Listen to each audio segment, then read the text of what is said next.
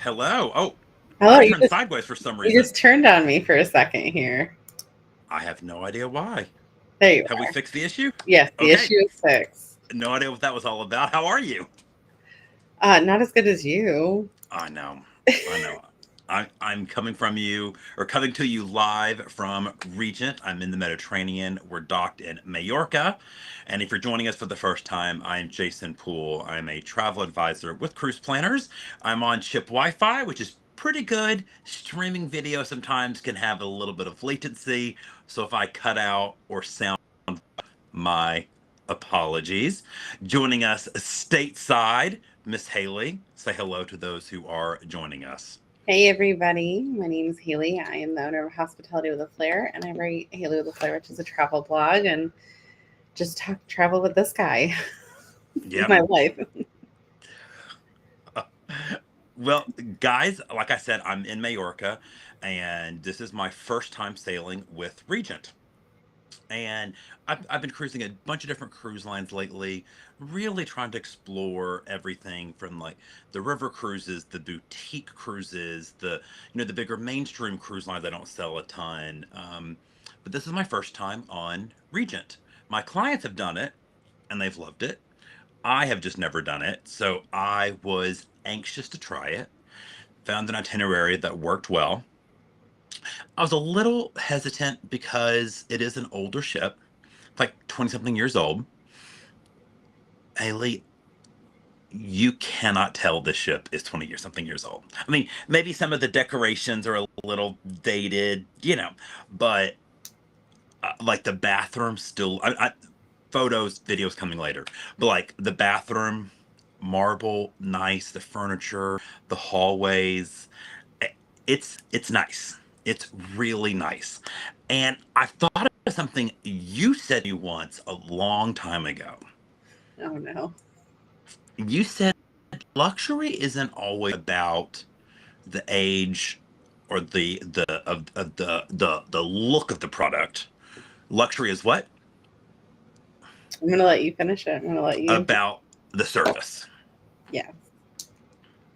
Not the service. And I have really been impressed with the service.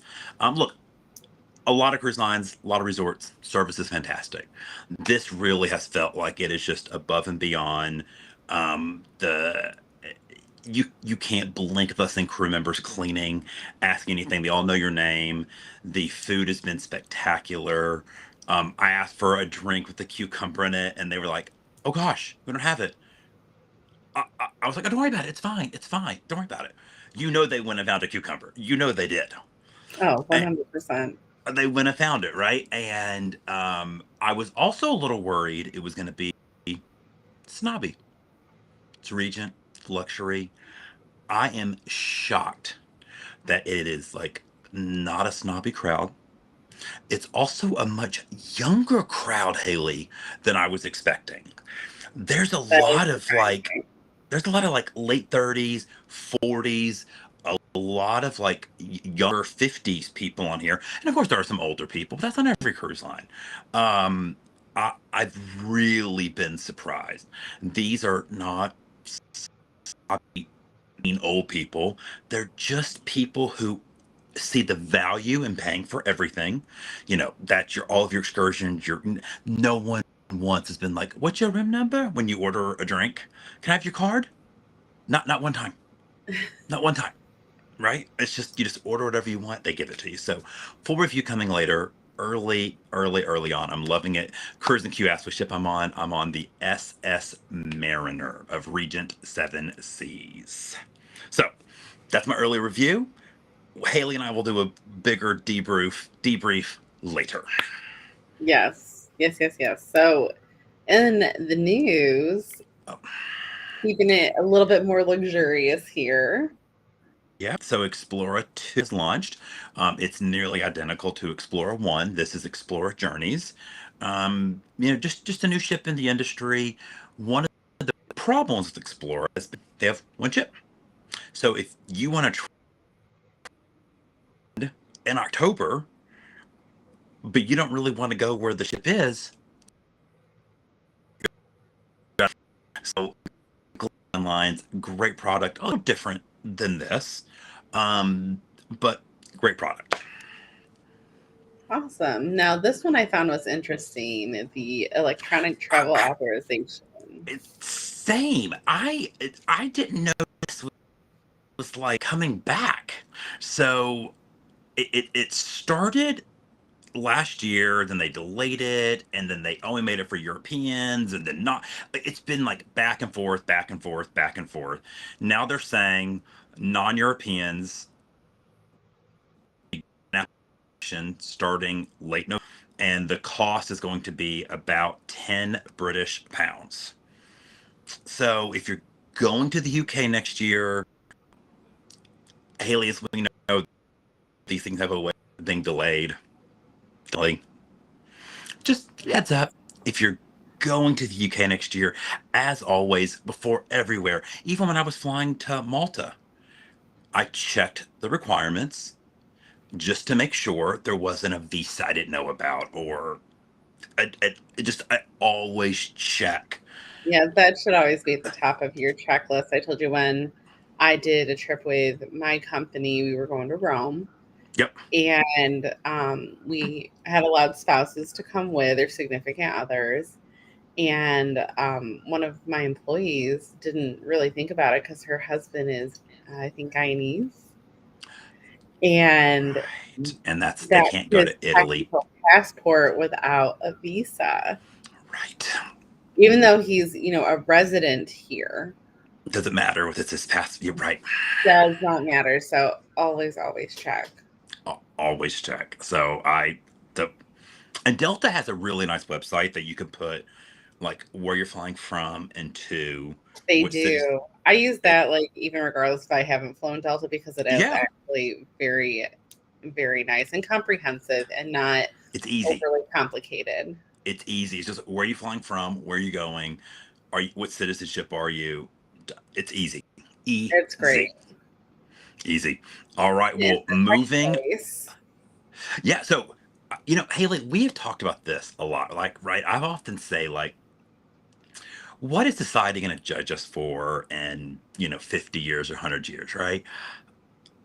I think carrying a physical passport, I think within our lifetime, that's going to be a thing of the past.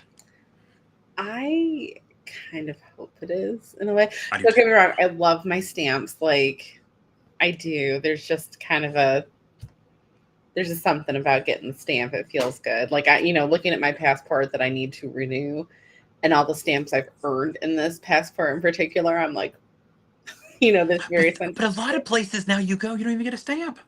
Yeah. Now that that's Like, being phased out, and honestly, just even looking at Cruising World, like, do I carry it off? Do I not? Like, and then it's the, a little bit of, oh my gosh, what if I lose it? What if I lose it? Like, you're kind of like, I'm always one of those people. And I think I always will be. That's like, oh, let me double check my seat. Like, let me double check my boarding thing. Like, I'm just I I touch my perpetually passport one of those probably people. 15 times every morning before a flight. Every morning, do I have it? Do I Yeah. have it? Do I have it? My wallet, that's another story. Yeah. Passport always check. So I think this is interesting. I know in America, certain states are adopting the digital driver's license that is in Apple Wallet, and I assume Google has it as well. So, and even Tennessee is like looking at doing the digital driver's license, which I think that would be wonderful. But it's like, we've all been there. We've all either been with friends or done it ourselves. We go somewhere, you need an ID for a drink or whatever. Like, oh my God, I left it at home. Me all the time because normally if we do go out somewhere, like, sometimes I just bring my phone and, like, Jeff's like, I'll put your ID in my wallet, and then Jeff's off Right? somewhere and I'm like, I'm I ID. can get it back. Yeah. Right. Story of my life. Right. So I hopefully, fingers I think it's crossed, it is. interesting. I kind of hope it happens. I do too. I do too. Now, we talked about last week about how Alaska is trying to reduce some of the number of people going to Alaska. Oceana said, hold my beer. This made me chuckle when I pulled it up when you were putting articles together this morning. Oceana said, "Hold my beer. We're going to have a ship that is nearly double in capacity. It's like 700 something to like 1200 something. Yeah. And still a small ship compared to the Royals, the Norwegians, the Oh yeah. celebrities. But I mean, I think that shows you this tug between people who want to travel to these destinations like Alaska, like Rome, Florence, Venice, the Galapagos. You know, people want to go there, but the local authorities are always kind of doing this like hug. So, but that is Yeah, cool. it's the line between accessibility and then kind of that personal responsibility Right, right. as well. So, but I mean, look, Oceania is doing. It reminds me a lot of kind of like what Celebrity's doing. Now Oceania's going to be selling from Tampa. We talked about that a week or two ago. Kind of reinvesting in America. We saw Princess doing this, with Oh yeah. more Caribbean. We're seeing more ships going to Alaska.